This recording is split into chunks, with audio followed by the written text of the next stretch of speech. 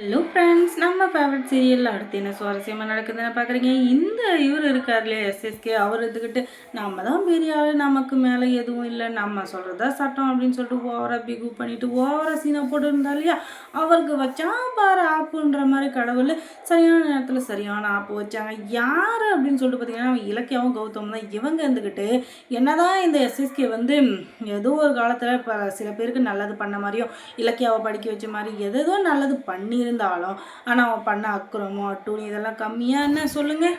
அதுவும் இல்லாமல் கௌதமை பழி வாங்குறேன்னு சொல்லிட்டு கௌதமை அசிங்கப்படுத்துறது, அவங்க பிறப்பை பற்றி பேசுகிறது, அவரை எந்த அளவுக்கு அசிங்கம் பண்ண முடியுமோ அந்த அளவுக்கு அவமானப்படுத்தி வெக்கப்படுத்தி வேதனைப்படுத்தி என்னென்ன பண்ண முடியுமோ மொத்தத்தையும் பண்ணி வச்சுருக்கான்.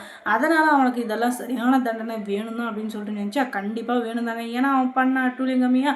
அதுவும் இல்லாமல் கௌதமை தான் அந்த அளவுக்கு அசிங்கப்படுத்துறானா, அவங்க அம்மா ரேவதியை வாழ்க்கையவே தொலைக்க வச்சுருக்காங்க. இப்போ வரைக்கும் கண்மூடித்தனமாக எங்கேயுமே யார் மூஞ்சிலையும் முழிக்க முடியாமல் ஒரு தேவையில்லாத ஒரு வாழ்க்கையை வாழ்ந்துட்டு இருக்காங்க. அவங்கள தேவையில்லாத வாழ்க்கை அப்படின்றத விட ஒரு அர்த்தம் இல்லாத வாழ்க்கையை வாழ்கிற மாதிரி ஆயிடுச்சு.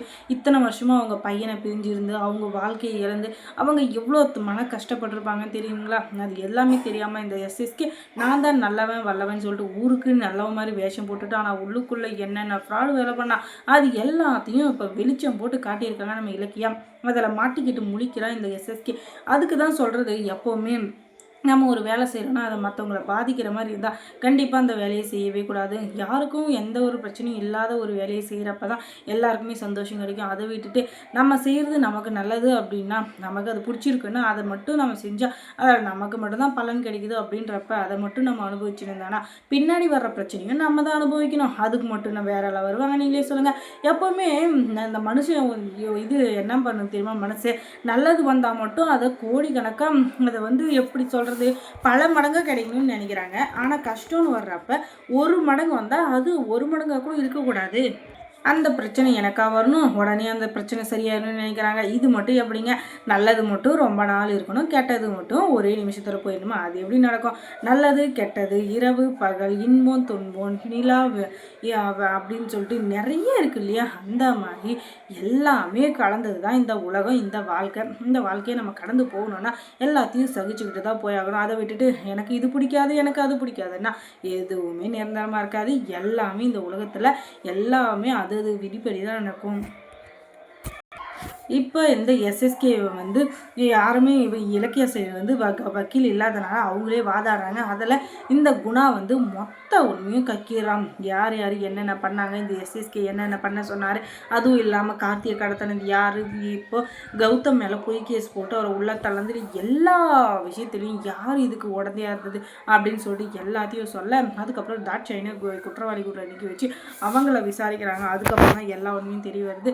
இவங்க வந்து குண்டக்க மண்டக்க கேள்வி கேட்க அவ்வளோ குண்டக்க மண்டக்க பதில் சொல்ல எல்லா உண்மையும் அம்பலமாயிருது. அதுக்கப்புறம் என்ன, இந்த நியாயம் நீதி நேர்மை அப்படின்னு இருக்கிற இடத்துல வந்து நின்றுக்கிட்டு நீங்கள் குண்டக்க மண்டக்க பேசிக்கின்னு எல்லாரையும் அவமதிக்கிறீங்களா? சட்டம் தன் கடமையை செய்யணும் தெரியாது உங்களுக்கு. அதனால் இப்போவே உங்களுக்கு 10 வருஷம் கடுங்காவல் தண்டனை கொடுக்குறேன் அப்படின்னு சொல்லிட்டு இன்றைக்கே உங்களை ஜெயிலில் அடைக்கணும் அப்படின்னு சொல்லிட்டு தீர்ப்பை கொடுத்துறாரு நம்ம இவர். ஜட்ஜ்மெண்ட்டு கொடுத்துறாரு நம்ம ஜட்ஜையா.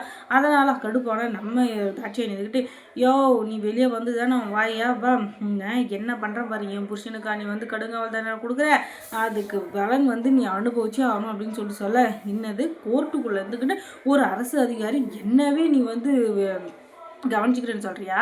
நீ இப்போ சும்மா இருக்கல, அதனால தான் உனக்கு வாய் ரொம்ப ஆடுது. அதனால் நீயும் ஒரு 5 வருஷம் போய் ஜெயிலில் இருந்துட்டு வா, அப்போ தான் நீ அடங்குவா அப்படின்னு சொன்னதும் ஐயோ வேணாயா, நான் எதுவும் தெரியாமல் பேசிட்டேன், என்னை விட்டுருங்க. அதுக்கப்புறம் அவங்க வக்கீல் இருந்துக்கிட்டு அவங்க தெரியாமல் பேசிட்டாங்க, தயவு செஞ்சு இதை எதுவும் மனசில் வச்சுக்காதீங்க, இப்போதைக்கு அவங்களும் அபராதம் மட்டும் கட்ட சொல்லிவிட்டு அமைதியாக விட்டுருங்க அப்படின்னு சொல்லிட்டு அவங்க வக்கீல் சொல்ல சரிங்க அப்படின்னு சொல்லிடுறாங்க. அவங்களுக்கு 2 லட்சம் அபராதம் விதிச்சிடுறாங்க. 2 செகண்ட் பேசுகிறதுக்கு 2 லட்சம் அபராதம். அதுக்கு தான் சொல்கிறது வாயை கொஞ்சம் மூடிக்கிட்டே நிற்கணுன்றது. அதை விட்டுட்டு நான் தான் பெரிய ஆள், நான் தான் பெரிய கொம்புன்னு சொல்லிட்டு ஓவராக பேசணும். அதுக்கப்புறம் மூக்க வச்சுன்னு அமைதியாக உட்கார வேண்டியதுதான். அதுக்கப்புறம் இலக்கியாவும் கௌதமும் இப்போவாச்சு திருந்து எஸ்எஸ்கே கொஞ்சமாச்சு திருந்து ஒருத்தரை கஷ்டப்படுத்துறதப்ப நமக்கு சந்தோஷமாக தான் இருக்கும். ஆனால் அந்த கஷ்டம் நமக்கு திரும்ப வர்றப்ப தான் அந்த கஷ்டத்தோட வலி என்ன அப்படின்றது புரியும். அது தெரியாமல் சும்மா நான் தான் பெரிய ஆளுன்ட்டு ஆடிட்டு அதுக்கப்புறம் பின்னாடி யோசிக்கிற மாதிரி யாருமே வச்சுக்காதீங்க. அதுக்கப்புறம் எல்லாருக்குமே எல்லாமே கஷ்டமாக போயிடும். இப்போ வந்து நான் திருந்த மாட்டேன், நான் இப்படி தான் இருப்பேன் அப்படின்னு சொல்லிட்டு நீ நினச்சின்னா, அதனால எங்களுக்கு எந்த பிரச்சனையும் இல்லை. அதனால வரப்போகிற பிரச்சனை, அதனால வரப்போகிற நல்லது கெட்டது எல்லாத்தையும் நீ மட்டும் தான் அனுபவிக்க போகிற. அப்போ தான் உனக்கு அந்த கஷ்டம் தெரியும். அதனால் இப்போயாச்சும் திருந்தி வாழ பழகு அப்படின்னு சொல்லி இவங்க அட்வைஸ் கொடுத்தாலும் திருந்துற ஜென்மமான மெசேஜ்க்கே நீங்கள் எதிர்பார்க்குற அளவுக்கு அவர் நல்லவர் இல்லைங்க. கண்டிப்பாக வெளியே வந்து மறுபடியும் பழி வாங்க தான் போகிறாரு. நான் அவங்கள பழி வாங்க விட மாட்டேன் அப்படின்னு சொல்லிட்டு தான் போயிருக்காரு. அதுக்கப்புறம் இலக்கியா சீரியலில் என்ன சுவாரஸ்யமாக நடந்திருக்கும் நீங்கள் தெரிஞ்சுக்கணுன்னா நம்ம சேனலை சப்ஸ்கிரைப் பண்ணுங்கள். அதோட பக்கத்தில் இருக்க அந்த பெல் ஐக்கானையும் கொஞ்சம் கிளிக் பண்ணி விடுங்க. தேங்க்ஸ் ஃபார் வாட்சிங்.